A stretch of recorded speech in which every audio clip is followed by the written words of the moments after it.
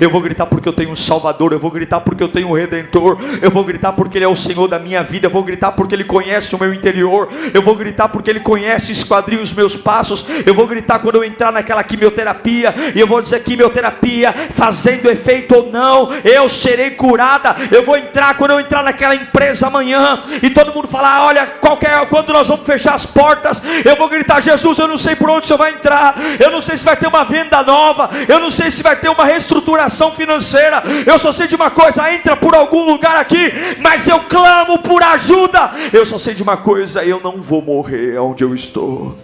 Eu quero que você abra sua Bíblia no Evangelho de Marcos, capítulo 10, versículo 46. Marcos 10, 46. Diz assim o texto bíblico: então chegaram a Jericó. Quando Jesus e seus discípulos, juntamente com uma grande multidão, estavam saindo da cidade, o filho de Timeu, Bartimeu, que era cego, estava sentado à beira do caminho, pedindo esmolas. Quando ouviu que era Jesus de Nazaré, começou a gritar: Jesus, filho de Davi, tem misericórdia de mim.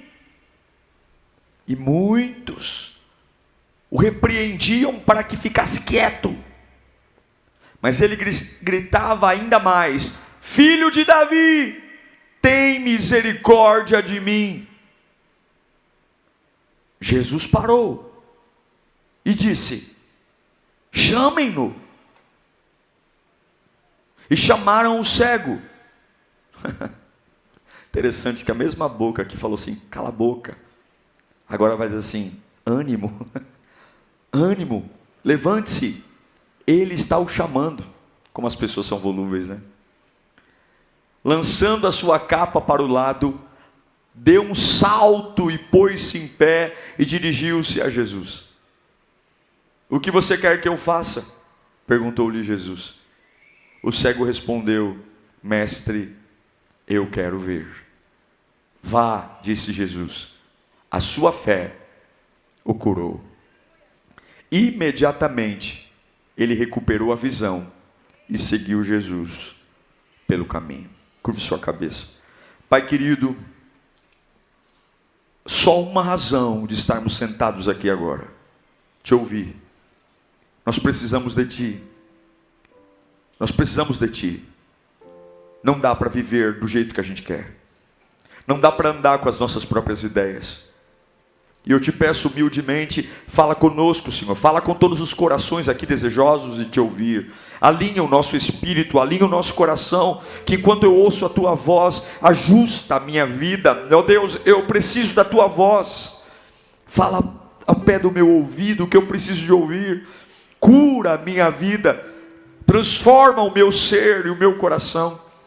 Nós precisamos tanto de Ti, Senhor. Precisamos do Teu cuidado, precisamos do Teu zelo em nós. Mas o mais importante, precisamos carregar a Tua voz. Inspire-nos, levante-nos, encoraje-nos. Queremos Te ouvir, em nome de Jesus. Esse texto, muito conhecido, se passa numa cidade chamada Jericó. É a cidade hoje mais antiga em funcionamento do mundo. Estivemos lá na última caravana. Essa cidade ela fica a mais ou menos 26 quilômetros de Jerusalém, que é o centro de Israel. E Jesus está saindo de Jericó. Jericó era uma cidade de passagem. Os peregrinos usavam Jericó para abastecer suas despensas, descansar, almoçar. Jericó não era um lugar de destino, era lugar para descansar. Muitos viajantes passavam lá, e por conta da grande quantidade de viajantes, muito comércio, e além do comércio, muita miséria. Muita gente atrás dos turistas, atrás dos viajantes, para pegar uma esmola, uma moeda. E esse é o contexto do Bartimeu. Ele é mendigo, ele é cego, e ele tem o que todo mendigo precisa. Ele tem uma deficiência que ele explora. Por quê? Porque boas generosidades muitas vezes vêm da dó que eu tenho por alguém. Eu tenho dó, então eu sou generoso. Esse cego ficava na cidade pedindo esmola, tudo isso você sabe. E Jesus está passando ali. Quem era Bartimeu? Não era ninguém. Não havia nada especial nele. E ele não era o único pedinte. Haviam dezenas, centenas. Como é que o pedinte era? O governo dava uma autorização para o pedinte. A autorização era uma capa. Essa capa era colocada sobre os ombros. E os pedintes sentavam à beira do caminho. E com aquela capa eles estendiam as mãos e pediam. Como a gente sabe que acontece aqui no Brasil. Pode me ajudar? Você pode me dar uma moeda? Estou com fome. Eu preciso comer, eu preciso ir para casa, eu tenho que alimentar não sei quem. E ele estava lá. E a voz de Bartimeu, cego, era como a voz de outras dezenas, se não centenas de pessoas. Não há nada de diferente nisso. Bartimeu era insignificante. Ele não era ninguém. Ele não tinha nada de bom. E talvez isso faça sentido porque essa história choca tanto a gente e toca tanto a gente. Porque não é difícil a gente se sentir assim. Bartimeu expressa muito algumas fases da nossa vida. Eu aprendi que pessoas comuns cansam rápido. Pessoas normais começam com muita intensidade, mas logo cansam. Mas eu entendi que pessoas de sucesso são pessoas que terminam. Não importa quanto tempo vai demorar. Ela termina. Porque a dignidade não está no começo. A dignidade está no término. Eu amo o que o autor aos Hebreus diz, em Hebreus 10, 39. Põe para mim. Nós, porém, não somos dos que retrocedem e são destruídos, mas dos que creem e são salvos. Eu pergunto, você gostaria de parar Jesus hoje para ele olhar para a sua causa? Quem gostaria? Você acredita que se Jesus parasse para olhar especialmente para a sua causa seria transformada em vitória? Quantos acreditam nisso? Esse camarada insignificante, ele conseguiu parar Jesus. A Bíblia diz, o texto que li diz, então Jesus parou. Ele estava saindo da cidade. Ele estava rodeado de muita gente. Jesus era o maior curandeiro daquela época. As pessoas queriam tocar nele. Havia muito grito. Não havia só grito de elogio, mas havia gritos dos fariseus, talvez tentando condená-lo. Enfim, era uma bagunça. Era uma confusão.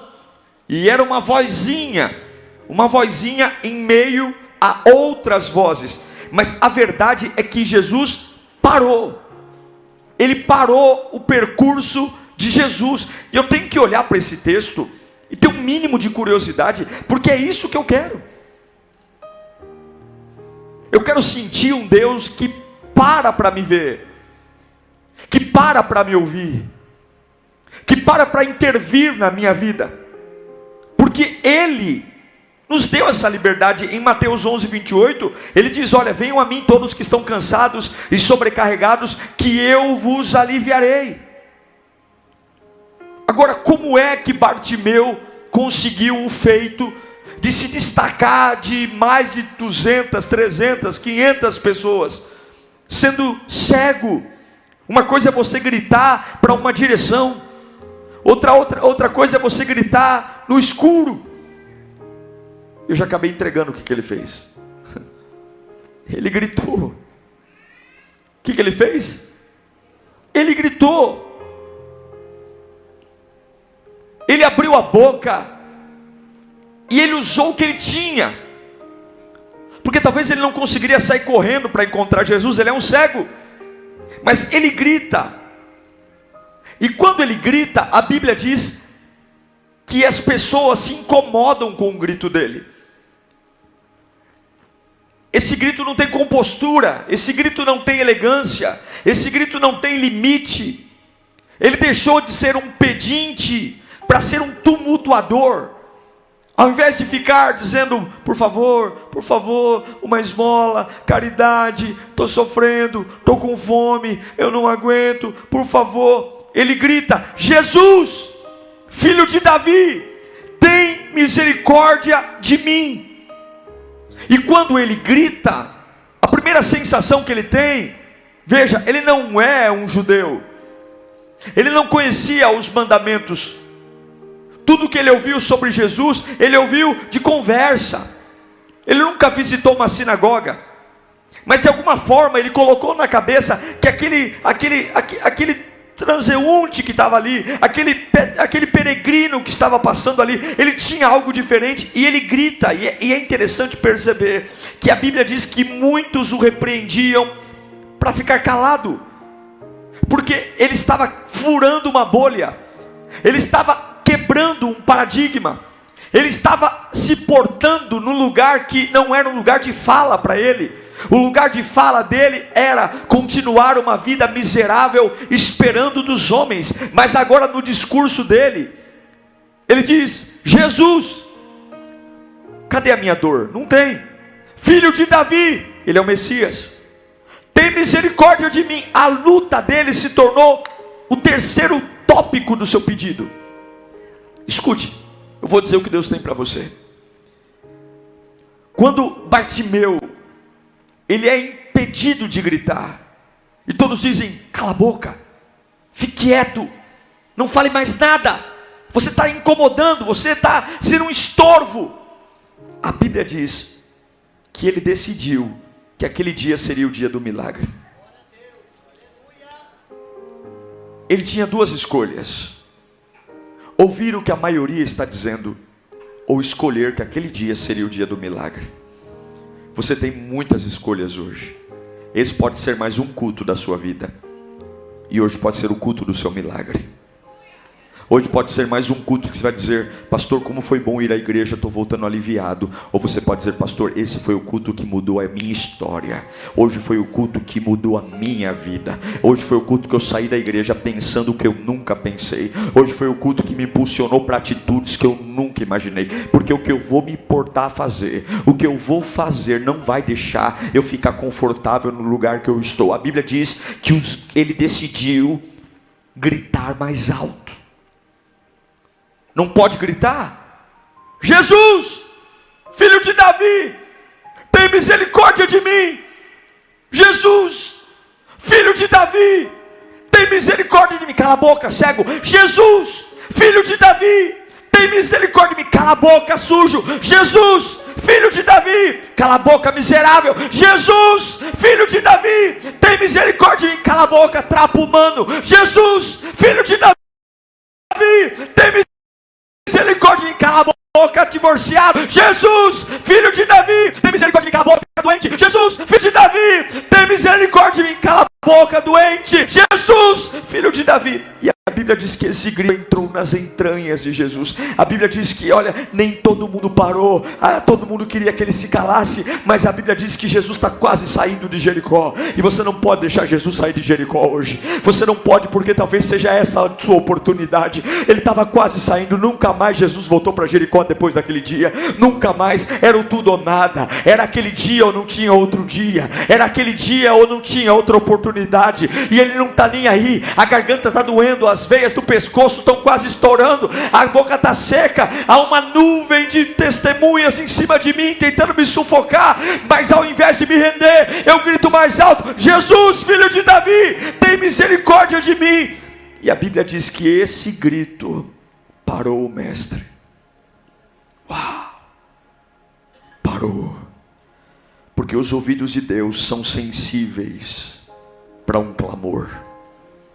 Os ouvidos de Deus são sensíveis em qualquer parte desse planeta. Jeremias 33:3 diz: clama a mim, responder-te-ei, anunciar-te-ei, direi coisas grandiosas e insondáveis a você. Clama a mim, clama num pequeno resultado, numa pequena ação. A gente precisa entender que não é uma grande situação, mas é um grito de clamor, uma lágrima no altar, um grito desesperado por ajuda, carregado de uma angústia, gerou um milagre. Em Isaías 66:2 diz que ele olha para o aflito, ele se compadece do aflito, ele tem misericórdia do aflito. E eu vim aqui para dizer hoje que sim, há uma pressão enorme para que você se molde ao caminho. Há uma pressão enorme para que você continue no caminho, cumprindo o seu papel medíocre, mas mantendo todos os protocolos. Mas tem milagre que os protocolos têm que ser quebrados. Tem milagres que a elegância tem que ser deixado de lado. Tem milagres que eu não estou mais nem aí, porque só eu sei o vazio que eu levo para a cama. Só eu sei o quanto é difícil ficar nessa vida de escuro, esperando que alguém me pegue no ombro e me mostre o caminho. Como é difícil depender. Mas o que os outros querem? Cale-se. Cale-se. Satisfaça-se. Viva assim, Bartimeu. Viva assim. Está gritando muito, está sonhando muito, está querendo muito. Esse acesso não é para você. Olha a tua idade, olha a tua história, olha a tua trajetória, olha a tua deficiência, olha quem você é. Fala baixo, fala baixo, ora baixo, chora menos, está chamando muita atenção. Seja discreto. Mas a minha Bíblia diz, Lamentações 3:28, leve-o sozinho em silêncio, porque o Senhor o pôs sobre ele. Ponha o seu rosto no pó. Talvez ainda haja esperança. Ofereça o rosto a quem o ferir. Engula a desonra, porque o Senhor não o desprezará. Porque o Senhor não o desprezará para sempre. Embora ele traga tristeza, mostrará compaixão. Tão grande é o seu amor, infalível. Deus está te chamando a uma crise posta. E você já tem um lugarzinho nessa crise. Você já tem o seu ambiente, o seu encaixe nessa crise. Você já tem o seu papel a cumprir nessa crise. As pessoas da sua família já sabem quem você é. Todo mundo já sabe como você reage. Todo mundo já sabe o que você tem. Mas eu quero dizer que a crise é o ambiente mais favorável para Deus se manifestar. Deus é especialista em criar vida no meio do caos. Deus é especialista em pegar uma situação que não tem nada de novo nela e trazer vida nova. E eu não sei você, mas eu quero parar Jesus hoje com o meu grito. Eu quero parar Jesus hoje com o meu clamor. Todo grande milagre na Bíblia, todo ele, de Gênesis a Apocalipse, aconteceu no meio de uma grave crise familiar. Todo milagre, o milagre na vida de Abraão, uma crise familiar. O milagre na vida de José, uma crise familiar. O milagre na vida de Moisés, uma crise familiar. O milagre na vida de Jeremias, uma crise familiar. O milagre na vida de Ana, uma crise familiar. Todo grande milagre aconteceu no meio de uma crise. E eu quero dizer uma coisa a você: se você parar de fechar com aqueles que estão ao seu lado e fechar com Deus na sua vida, se você entender que há uma nuvem densa tentando sufocar você, você já não vê nada à sua frente, você está cego porque numa tempestade nada se vê, numa tempestade só se imagina se vou morrer ou não. E é a coisa pior que tem é viver uma vida no escuro. A pior coisa que tem é viver uma vida sem saber o dia de amanhã, é sem saber se estarei vivo ou morto, se estarei bem ou mal, se vai voltar para casa ou se não vai. Se você ser curado ou não, se a porta de emprego vai abrir ou não. Essa era a situação do desgraçado do Bartimeu. Ele está no escuro e ele ouviu que Jesus vai passar ali. E se Jesus vai passar aqui, eu não vou ser morno, eu não vou ser sonso, eu não vou ficar tentando agradar quem está do meu lado. Eu não estou nem aí se é confortável ou não. Eu desesperadamente vou levantar minha mão e dizer: Jesus, filho de Davi, não vai embora sem me ver, não vai embora sem tocar em mim, não vai. Agora, todo o discurso dele era: por favor, me dá um dinheiro, por favor, me ajuda. E eu sei que tem muita mãe aqui, pai, que o seu pedido é: Senhor, me ajuda, meu filho, meu esposo, meu casamento. Veja que o grito de Bartimeu, os judeus não reconheciam Jesus como Messias. Até hoje, se você vai em Jerusalém, os judeus estão esperando o Messias. Mas esse camarada aqui era um Zé Ninguém, um homem sem ele nem beira, um insignificante. Ele diz: Jesus, filho de Davi. O que significa filho de Davi? Messias, Salvador. Ele não tinha conhecimento bíblico, ele não era de família nobre, ele não tinha estudado em seminário de teologia. Ele era um coitado, mas um coitado que aprendeu a crer no meio da sua crise, um coitado que no meio da sua desgraça, ele disse: Ele é o meu Salvador, e enquanto Ele não vier em minha direção. E eu sei que tem horas que você está tão fraco que você não consegue correr para Jesus. Eu já passei por dias assim, dias que eu não conseguia encontrá-lo, porque estou cego, já passou por isso. Tem notícias que nos deixam cegos, tem pessoas que nos deixam cegos. A gente fica tão cego que a gente não sabe encontrar um passo além, e a gente só sabe deitar. Como ele sabia que não conseguiria encontrá-lo visualmente, só tinha uma forma de encontrar Jesus: gritando. Numa tempestade não se vê nada. Numa tempestade você tem que colocar o carro no acostamento para não cair num desfiladeiro.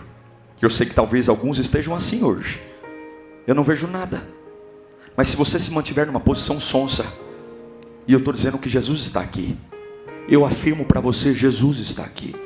Eu afirmo para você que o homem das mãos furadas está aqui, o Todo-Poderoso, o Onipotente, o Pai das Luzes, aquele que não falha, aquele que não mente, aquele que te ama, aquele que antes que saia uma palavra da sua boca, ele já vai saber o que você vai dizer, aquele que não tira os olhos de você e coloca anjos acampados do lado direito, do lado esquerdo, aquele que preservou a sua vida até hoje, não permitindo que o diabo te tomasse. Ele está aqui hoje, e você tem uma chance. Qual é a chance? A chance é ficar dizendo: ai meu Deus, mas é tão grave a minha vida, mas é tão grave a minha vida, eu tenho tanta coisa para resolver. Olha, eu tenho um histórico, pastor, eu tenho um histórico, eu tenho uma trajetória, eu sou cego, eu sou mendigo, é minha família, é meu filho, é meu casamento, é a minha história. Ou você pode dizer para a tua história: sai da frente, Satanás. Jesus, filho de Davi,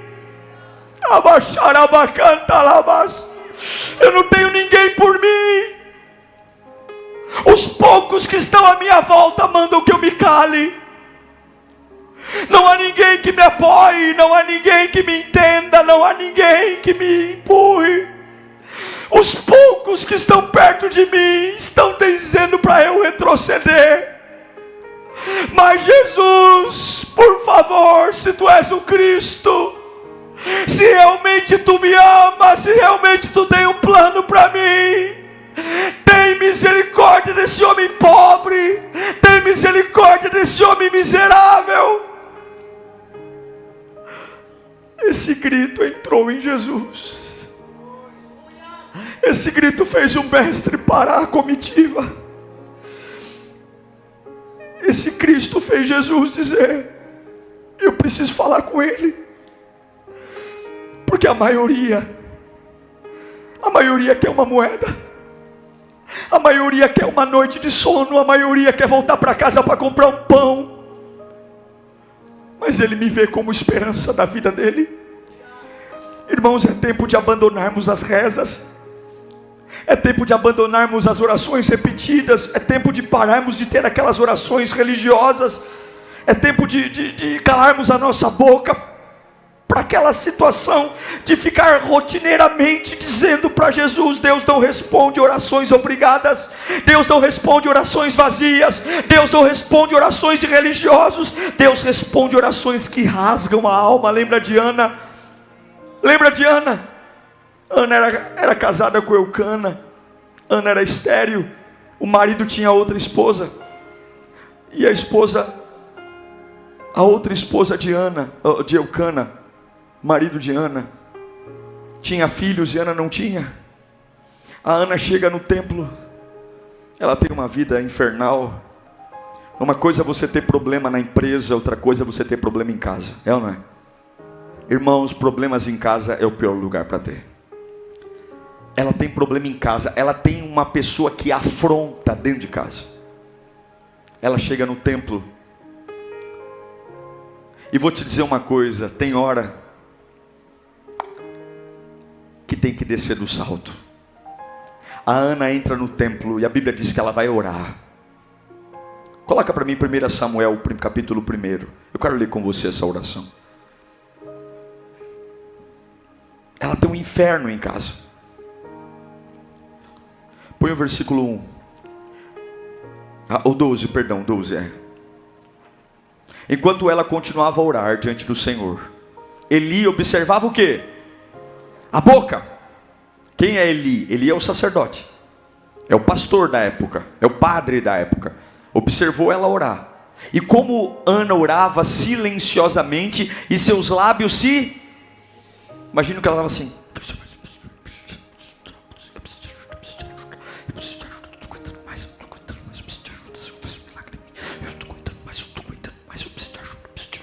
Porque é isso. Ela está silenciosa, mas os lábios se mexiam. É como se ela estivesse vomitando. As mulheres não podiam se expressar de uma forma livre, não podiam. Mas como Ana orava silenciosamente, os seus lábios se mexiam, mas não se ouvia a sua voz. Então Eli pensou que ela estivesse embriagada.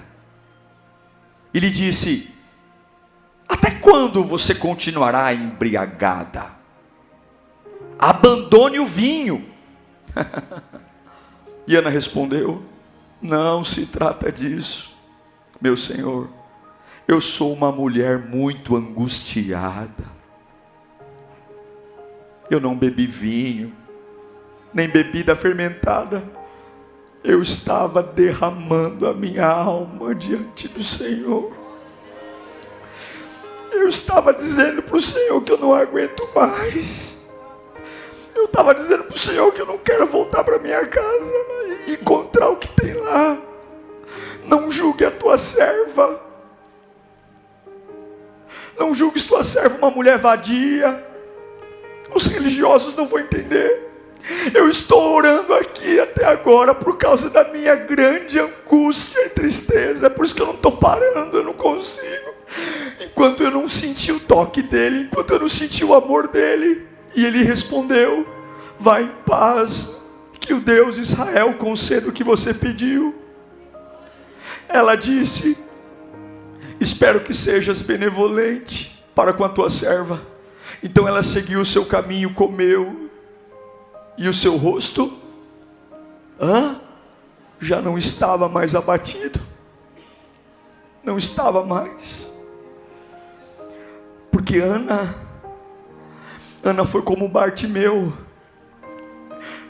Tem coisas, irmãos, escuta aqui para mim, escuta aqui, nós vamos orar.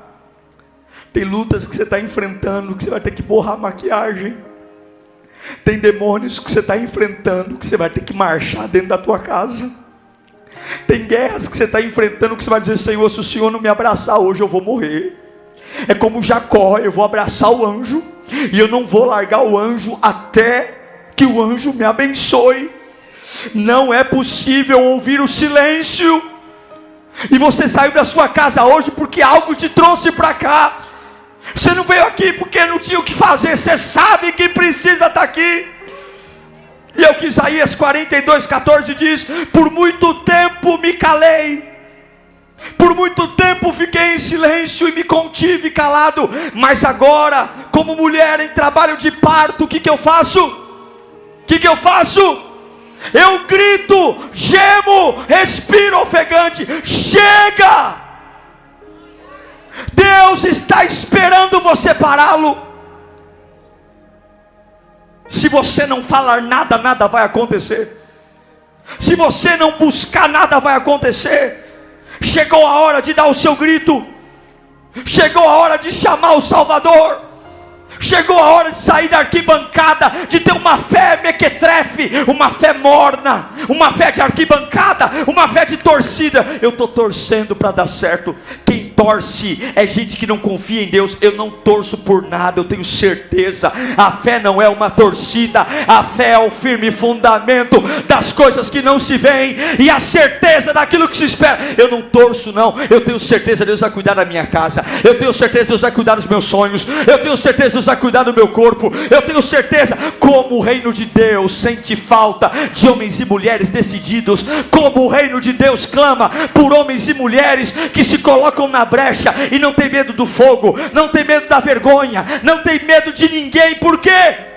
Porque eu sei que Ele é o meu Salvador, eu sei quem Ele é. Pessoas comuns se cansam, pessoas comuns param. Por muito tempo você se calou. Aí você diz assim: pastor, mas é que a pressão é muito grande. Você viu o texto? Quando Bartimeu começa a gritar, as pessoas dizem para ele assim: cale a boca. Mas quando Jesus o chama, as mesmas pessoas que mandam ele calar a boca falam: ânimo, ele está te chamando. Você vai parar a sua vida por conta de opinião de alguém? Os que te aplaudem hoje te vaiam amanhã, e os que te vaiam hoje te aplaudem amanhã. O mesmo povo que mandou ele se calar é o mesmo povo que bate no ombro e diz: parabéns, ele está te chamando. Você tem que ter um compromisso com o seu Criador. Você tem que fechar com Deus de um jeito tão profundo, que as vozes não te calem. E que quando elas vierem, você fale ainda mais alto. Você fale mais alto. Fale mais alto. Algumas vezes eu escuto coisas que machucam e ficam na nossa cabeça, martelando. E eu aprendi que eu preciso gritar por Jesus mais alto. Eu preciso chamá-lo, porque Ele sempre ouve. Ele sempre ouve. Ele vai até Jesus. Imagino que alguém pegou na mão dele e foi guiando, porque ele é um cego. Mas eu vou chegar, porque Jesus me viu. Eu não vi Jesus, mas Jesus me viu. Você não precisa ver Jesus. Eu não sei por onde Ele vai salvar você, mas eu sei de uma coisa: se Ele ver você, alguma coisa vai acontecer. Mas você tem que chamá-lo. Chamá-lo. E quando ele chega perto de Jesus, Jesus diz: o que você quer? É óbvio que ele queria ver. Mas escute, e aqui eu encerro. Esse Bartimeu é tão especial, ele é tão especial, que quando Jesus o chama, e aqui eu encerro, fica comigo aqui. A Bíblia diz que ele dá um salto, e ele lança fora a sua capa. Lembra que a capa era a autorização que o governo dava para você pedir esmola? Eu imagino que na hora que Bartimeu jogou a capa fora, alguma pessoa que estava no processo de autorização para mendigar deve ter pego a capa dele e ficado no ponto dele. Ele não está curado ainda, mas ele já se levanta como se ele falasse: eu não estou curado, mas para esse lugar eu não volto mais. Eu não sei o que vai acontecer quando Jesus me encontrar, mas para essa vida que eu estou tendo, para essa vida que eu estou levando, eu não volto mais. E quem sabe hoje não seja o dia de você fazer isso.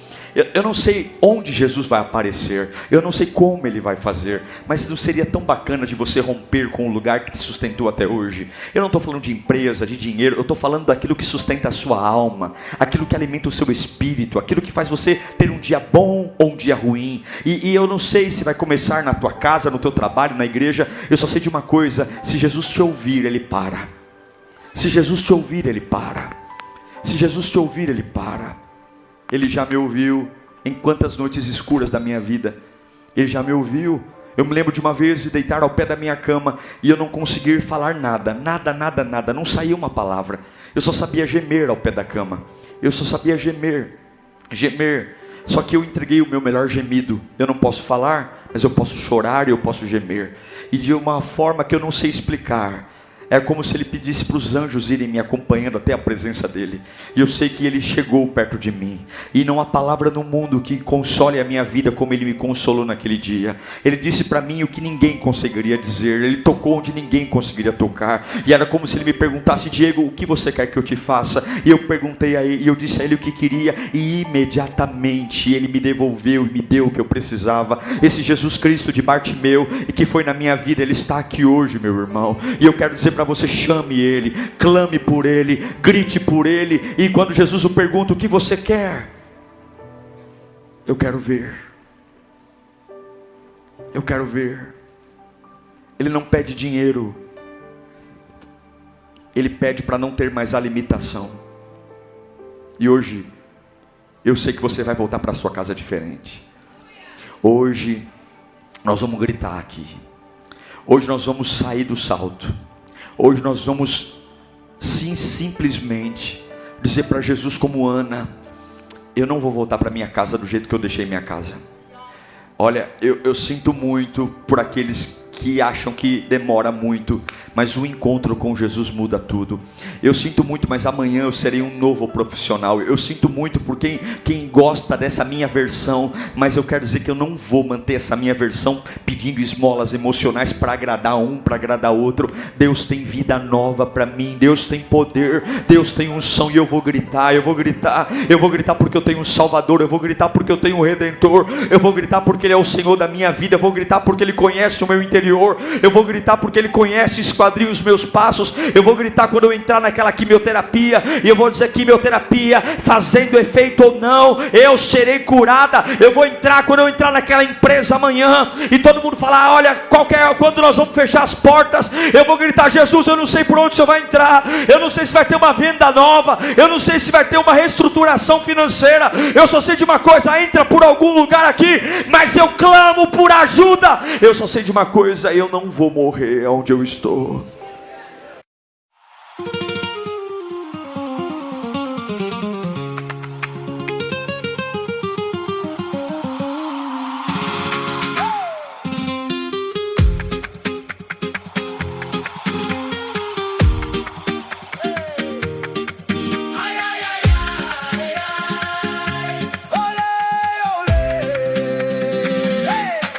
You came in red like a match to the night.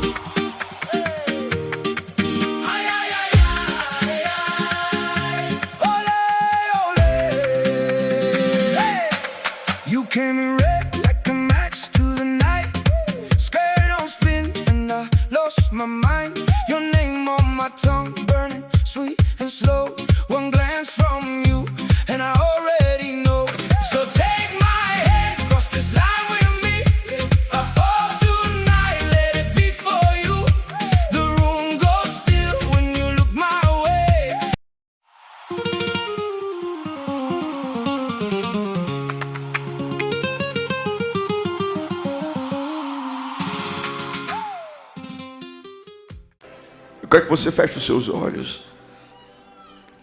Você tem que entregar algo a mais a Deus aqui. Você tem que entender que as pessoas já se acostumaram com quem você é. Talvez ninguém acredite mais em você e nem na sua vida. Talvez você seja mais um, só mais um. E você até pode vir à igreja, você até pode congregar, mas tem um limite para a sua felicidade, tem um limite para a sua liberdade.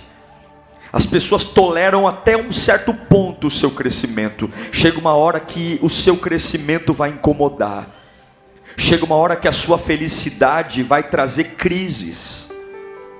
Chega uma hora que você está querendo se aparecer, você está querendo se mostrar.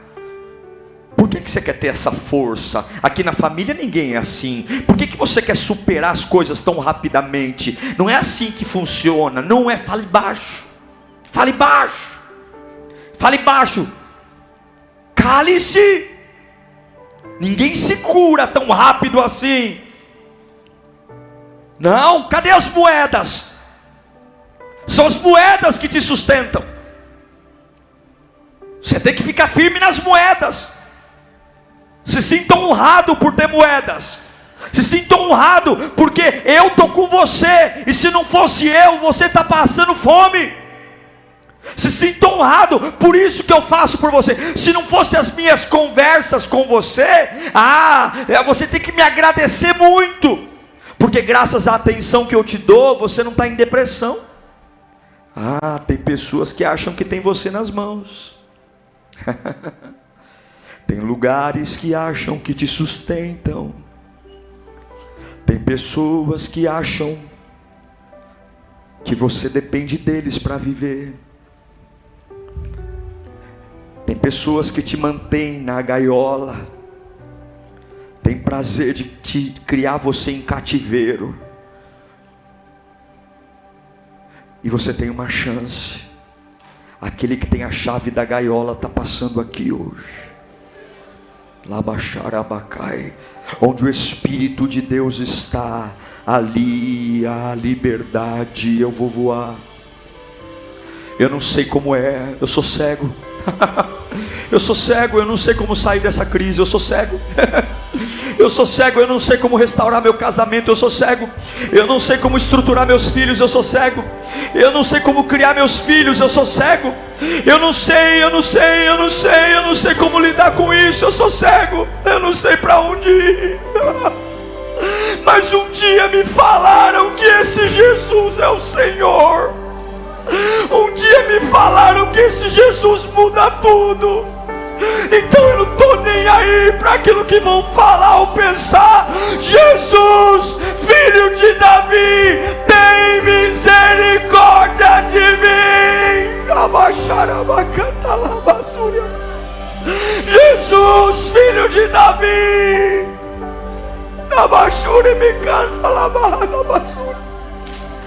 se você precisa de um milagre, agora é a sua chance.